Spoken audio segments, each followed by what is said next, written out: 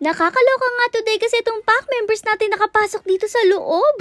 Ngayong araw nga dito, namili nga muna kami ng mga konting gagamitin para sa Pasko. Alam nga namin medyo maaga pa pero syempre ayaw naman natin sumabay sa Christmas rush, 'di ba? Yun kasi yung time na grabe katinding siksikan tapos talaga nagkakaubusan na ng mga rekado. Kaya naman araw-araw ay paunti-unti nga tayo namimili ng mga kung ano-ano mga pangrekado at ngayon nga ang usapan ay bibili tayo ng pang fruit salad. So syempre, napakarami nga ditong pwedeng pamilhin kaya naman napadami na naman ng mga nabili natin. May mga nabili rin nga kami ng konting mga pangregalo pa kasi alam niyo naman dito sa mansyon natin, tuwing Pasko ay may mga batang kumakatok at nagsasabi ng namamasko po. Kaya nga si mother naganda na nga agad siya ng mga ibibigay sa mga batang namamasko. Eto na nga, after natin mag-grocery ay nagpatid na nga tayo at syempre ang dala nga natin today ay ang McQueen ng Husky Pack TV. Basta nga alam namin na mapaparami yung bili namin or mabibigat yung mga bibilhin at kailangang ikarga, ito nga si McQueen palagi yung ating dinadala. Kagaya nga nito, napakabibigat rin ng mga binili natin. Gaya na nga lang nung today's the mixed fruit kasi nga pang fruit salad siya. Kaya naman perfect nga itong si McQueen at eto nga nagpahatid na rin nga tayo kay kuya kasi syempre dalawang babae kami, hindi namin caring buhatin yun. Sa SM Supermarket na rin nga pala kami namili kasi nga medyo puno na nga sa mga City Mart at sa iba-iba pang mga grocery. Kasi nga syempre kahit medyo maaga pa nga napakarami na rin tao ang namimili para sa Pasko. Syempre di natin pwedeng kalimutan bigyan si kuya bago nga tayo tuluyang umalis at nakakaloka nga kasi pag uwi natin ito naabutan natin. Kung magpapalabas na kasi ng pack members na iwan palang bukas itong maliit na gate pa loob kaya tingnan nyo talaga nagkakagulo sila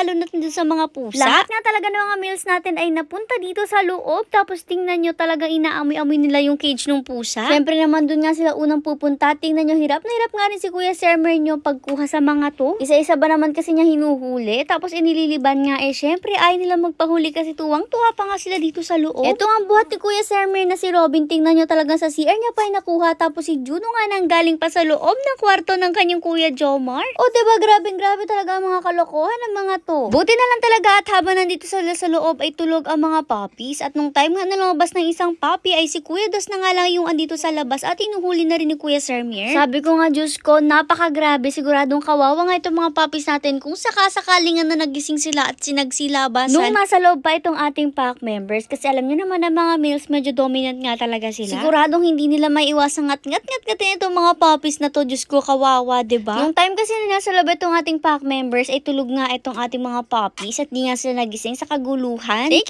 you Lord na lang din talaga at buti nga hindi sila nagising tapos sakala nagising nung halos isa na lang nga nandito sa loob. Kasi tingnan nyo nga tong mga to, imagine nyo ganto sila kagusto na makalapit sa mga puppies na to. Tapos yung mga hotdog na sunog pa nga natin, grabe ang mga kulitan. Diyos ko, baka nayapak-yapakan na nga nila itong mga puppies na to kung sakali. Eto nga't nagising na rin nga silang lahat tapos sumasalubong nga sila kay mother habang itong pack members naman natin gusto makalapit sa mga puppies. Pero syempre hindi naman yun pwede kasi kawawa nga yung mga puppies natin. Tingnan nyo, kagulo sila dun sa labas. Sabi ko nga grabe halos hindi na yata sila nakapag-potty. Makapangulit nga lang dito sa mga puppies natin. Maya pa binuhat nga ni mother itong si Brindel at tingnan nyo nga talagang di magkaintindihan ng mga hotdog na sunog. Muntik pa nga itong mahagip nitong si Rex. Grabe, sobrang konti na lang, mga 1 cm na lang nga yata yung layo nun. Muntik na talaga siya mahagip. Pakagat kasi talaga yung panghagip ni Rex. Unlike nga nakita nyo naman dito kay Kelvin, hinimud-himud nga lang niya. Anyway, sabi nagkukulitan nga sila, minabasa ako sa comment section na sabi nga ninyo mali daw yung spelling ng Brindel. Actually, Brindel yung pangalan niya pero hindi yun yung spelling talaga mismo kasi nga syempre, ang Brindel kasi ay type or color of dog pero hindi ko alam kung tama yung pronunciation ko Anyways, dahil nga si Brindel ay type of color of dog, syempre hindi ba naman natin yung spelling ng pangalan niya ng pagka-Brindel. So aware naman tayo sa spelling,